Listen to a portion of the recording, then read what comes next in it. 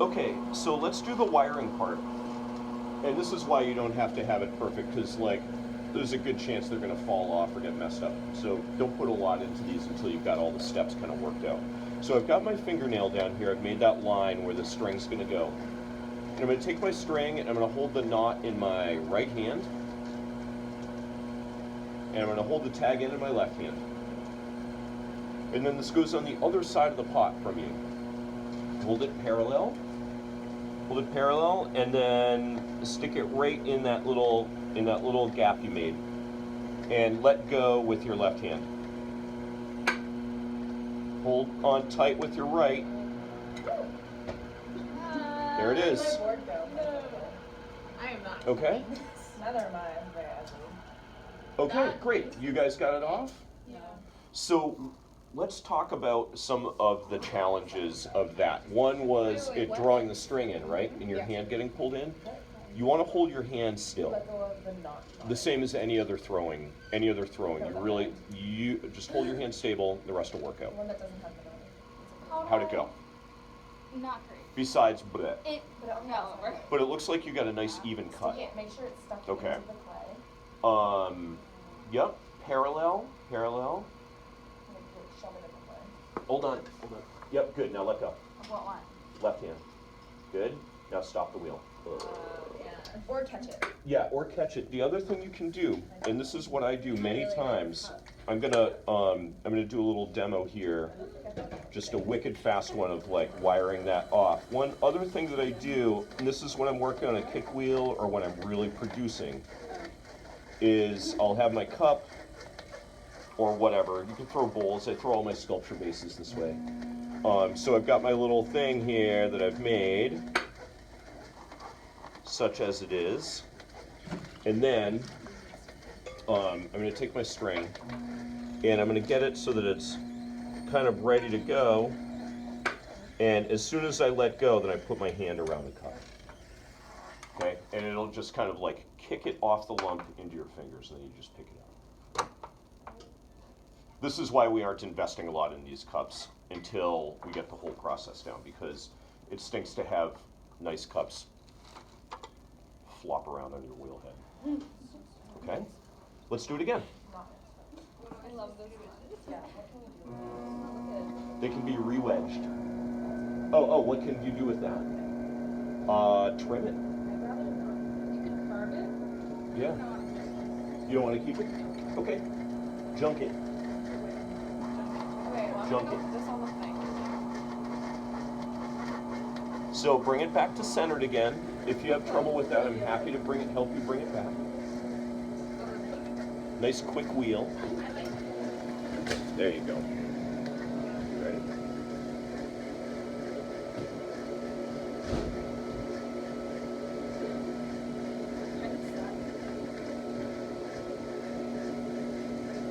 Are we recentering again? Yeah. There you go. But you only have to recenter the top. Oh, okay. I'm going on high speed next time. Yeah. Because low speed felt too slow. I'm so used to like throwing it or like breathing, faster. Good, you're good. Okay, great.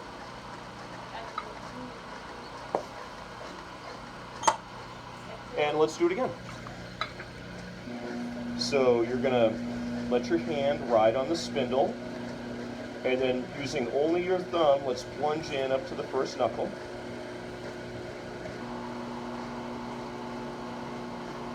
Feels awkward until you've done it about 100 times, and then you're like, oh, okay, I get this. Yours what?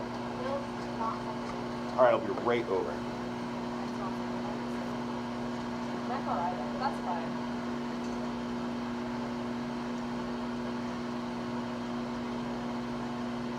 Okay, step number 2.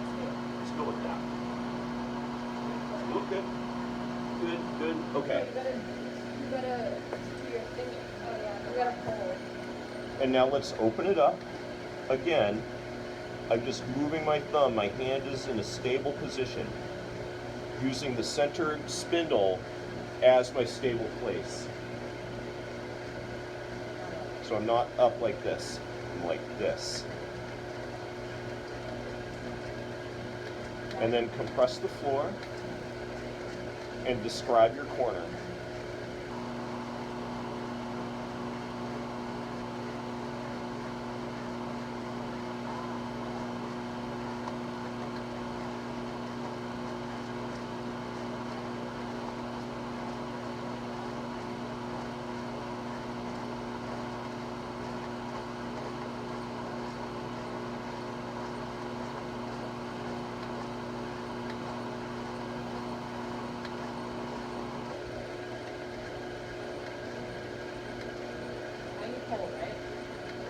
Yeah, yep. Nice job. So one of the things also that happens when you describe so you're going to take your fingers, right, and line them up parallel, slide them down to the part where the wall and the floor meet, and then drop your finger like half an inch and compress in. One of the other things that does, how many of you in here are plagued by S-cracks? You just get S-cracks like, they draw, you know what I mean? You guys know? Well, S-cracks are always the result of clay being stretched and then having to rectify during either the drying or the firing. When we compress like this, we're directly combating that stretching that happens when we open it up. And so you can actually take that compression technique of the foot ring and you can apply it to any thrown thing and you'll see your S-cracks go down by some giant proportion. I'm not really plagued by them anymore because I do that every time, on like everything. But I used to lose about 20% to S-cracks. So now pull up your walls. Cut it off. Cut it off, yeah. You know how? Take your string. Well, I know, I lost my... Hold it like that, like you're gonna floss. Okay? Get a nice stable place where your elbows are on your legs. And then put it down and hold it. And then lift that ring off. Put it down, hold it, lift the ring off. There we go.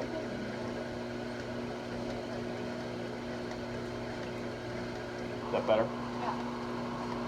And remember how I said before when you're throwing with a giant lump and you bring all the unevenness up to the top and you cut it off? That's how you do it.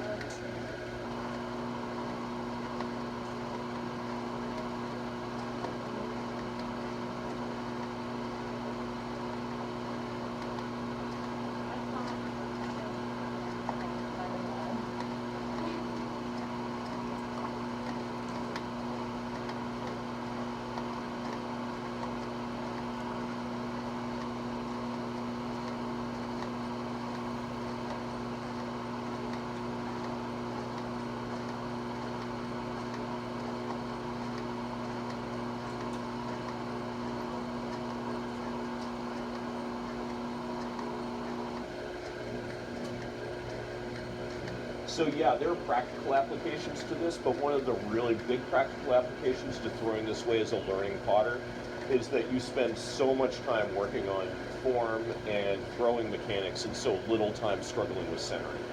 So you can get one lump centered and it's like not waiting in the lift line when you go skiing. You're spending all your time skiing, none of your time riding the lift.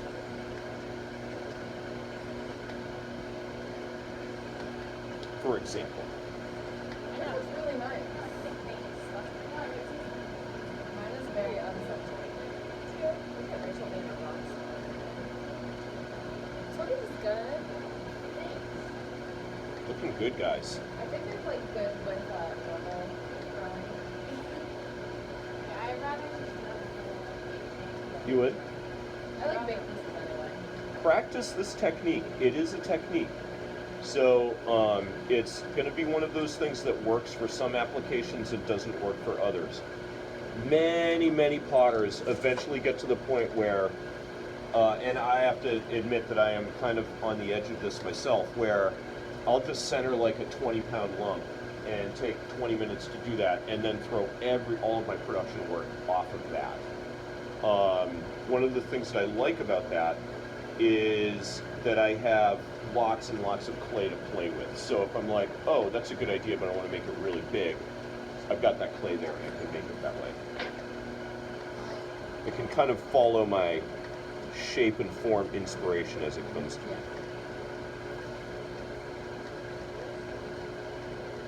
This one's really nice though.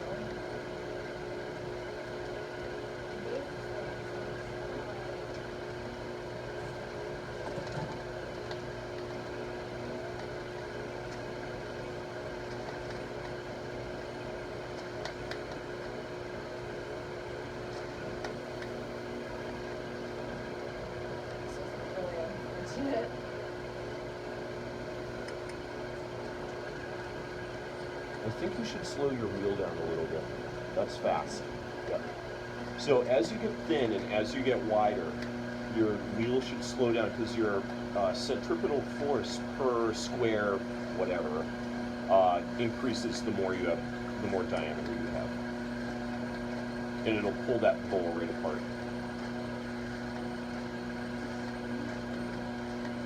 That looks beautiful. Try and compress your base a little bit more before you cut it off, okay? Like Give yourself, this thing? yep, push that in a little bit more. Great. There you go.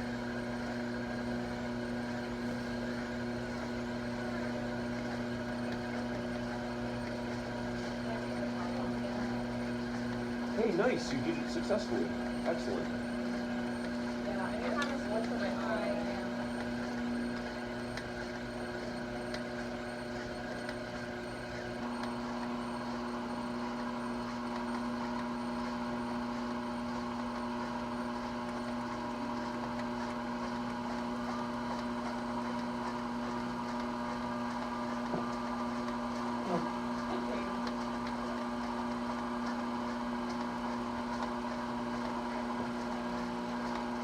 You know what I should do when I make those discs to take to schools? I should just center a big column and then just wire them off. It would save me so much time.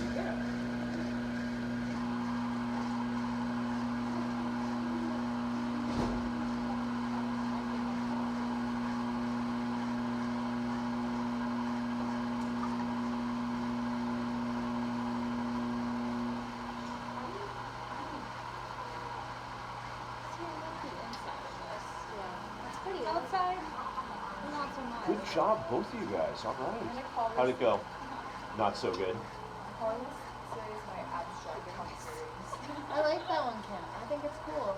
Can they need a place to put? Do you want a stool with a? It's got a little pencil rest thing on it. It's too small Yeah. for a ramen bowl. Yeah, that's your ramen. This is my ramen bowl. I need help. You need help with? I'm centering again. All right, I'll be right there. I can't less. It's so hard.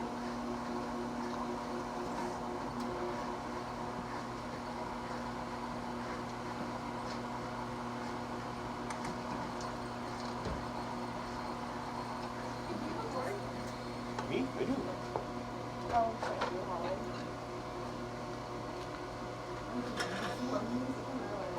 Bad, but I'm keeping it. I'm sorry. Thank you. It looks like Winnie the Pooh's honey pot. That like combination or something.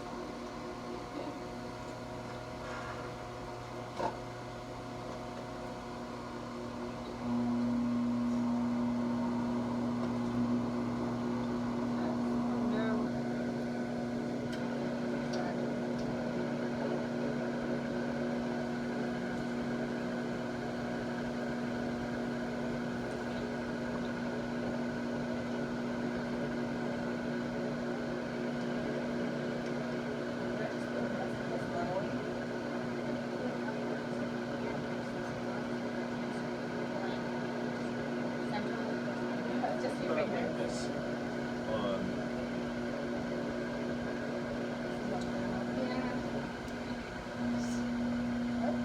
Those are like hands. So all I'm doing is I've got this basically a ball of hands, and I'm going to use the blades of my hand, and I'm going to kind of gather a little bit, and I'm going to my other finger. It's almost like I've got this sponge, right? And I'm using my hands to squeeze it. That's all I'm doing. So using my hands to squeeze it. As I squeeze it, I place it closer. So it's going to come up.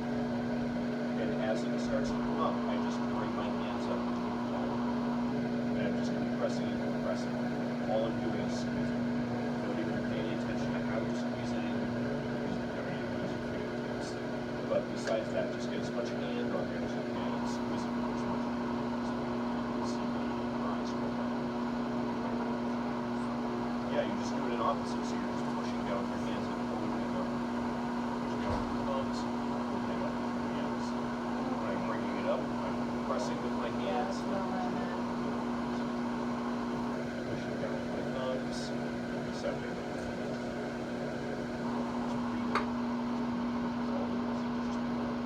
Give it a try. Take like 3 minutes and see if you can get it. See if you can get it. And then I'll come back and help you center. How's it coming?